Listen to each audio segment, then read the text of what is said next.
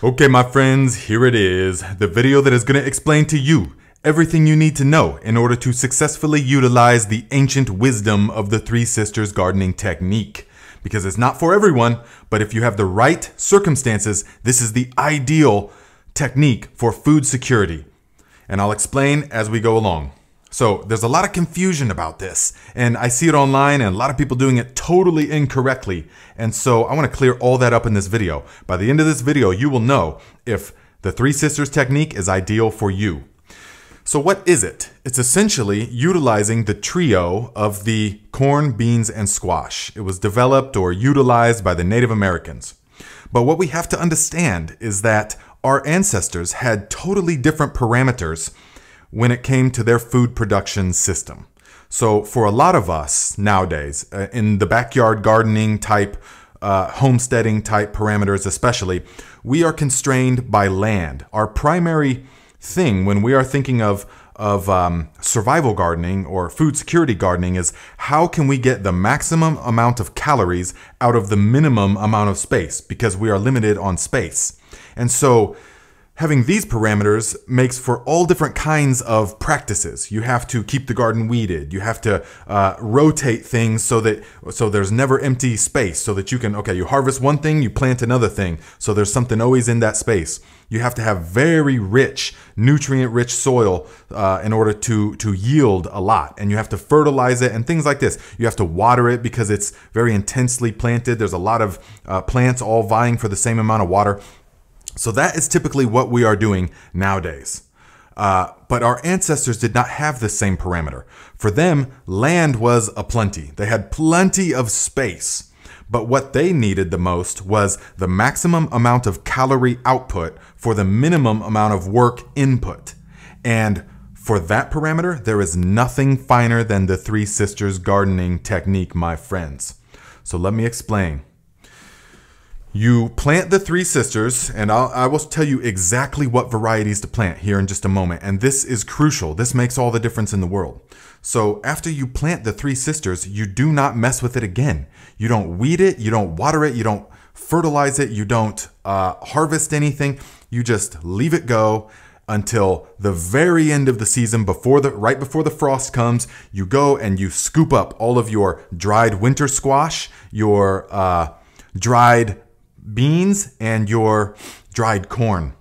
Okay, so let us talk for a moment about, now let us say that we have space. We have plenty of space, and each mound we want to give about a 20 foot by 20 foot, maybe a little bit less area. Okay, so they need a lot of space, but that's the number one thing. If you have the space, I highly suggest utilizing this.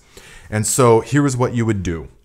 If you want to utilize the Three Sisters and you got the space, then you are going to find the richest organic material that you can.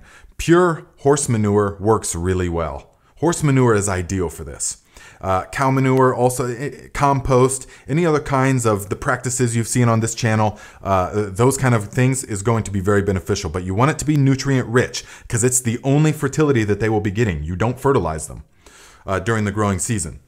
And we're going to take that material and we're going to put it in a circular mound that is 5 feet in diameter and 2 feet tall.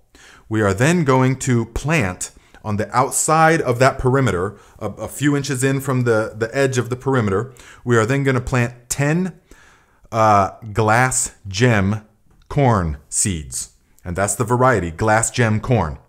And it grows really nice and tall, and 9 to 10 feet tall. It's got a sturdy structure, and it yields a lot, great big ears. This is the variety, believe me. So we plant 10 of those around the side. Then about 10 days later to 2 weeks later, once they sprout and we see the sprouts of the corn, we will then go and plant 6 of the bean seeds on the inside of that circle. And the variety we're going to utilize is rattlesnake pole beans is my number one suggestion. Also, the Good Mother Stallard also works. And at the same time, we're going to plant 3 Tahitian melon squash seeds on the outside of that perimeter. Okay, outside of the corn. And then about a couple of weeks later, we're going to go in and thin that down to just 1 Tahitian melon squash plant. And so that is going to give us, here's what's going to happen, is that the corn is going to grow nice and big and tall, the glass gem corn. And the beans are going to begin to grow, and they are going to capture atmospheric nitrogen. The rhizobial bacteria on their root system is going to capture it and convert it into plant available nitrogen. And that's going to help the beans grow, also the corn and the squash. It's going to help everything become more fertile.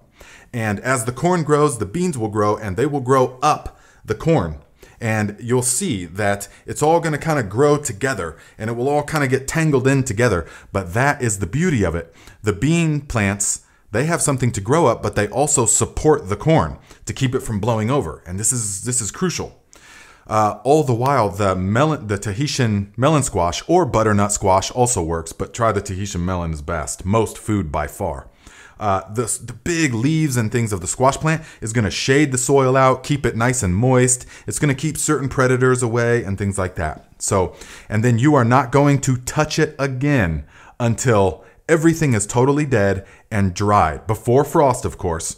And you are going to go up and you are going to get your massive Tahitian melon squash with a nice thick skin. You're going to put it in the basement. It will store all winter long without refrigeration, no problem. Then you're going to harvest the corn, the glass gem corn, and you can shuck it and store it.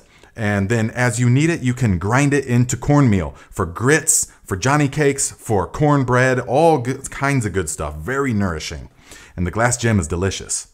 And then you are going to, at the same time, harvest the beans. And you're going to utilize one of the methods that I will show you in the future videos on how to harvest the beans and separate the bean from the pod. And then you're going to store those all winter long. So do you see the beauty? You plant it once, you forget about it. You come back at the end of the season and you collect all of your dried goods that are going to store all winter long. It is the best of the methods, but it requires a lot of space. And that's the number one thing. So if you've got limited space, I do not recommend the Three Sisters technique.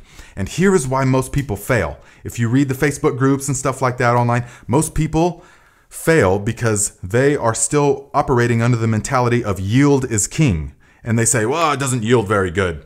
It's not about yield. And so they will plant, and also they plant the wrong varieties. They plant sweet corn with green beans and like a summer squash or something. And they're like, I was trying to get in there to harvest it and I was stepping all over the squash and it was just a big tangled up mess. That's because you didn't do it right. Once you plant it, you just forget about it. You're not harvesting anything all summer long and up until the end. That's why it's the #1 food security crop. Okay? So guys, hopefully this has cleared it up for you. If you have any additional questions, put them in the comments below. In fact, even if you don't have a question, just leave a comment because it really helps the channel grow. And this video is coming to you actually pre-scheduled while I am down in Arkansas at the South Arkansas Turtle Refuge, and we are participating in the Move to Preserve, moving a bunch of these 100-pound alligator snapping turtles into their new home. So if you would like to follow us along, I think I'll be doing some updated videos of this process on my other channel, Travel Like a Viking. Be sure to check it out.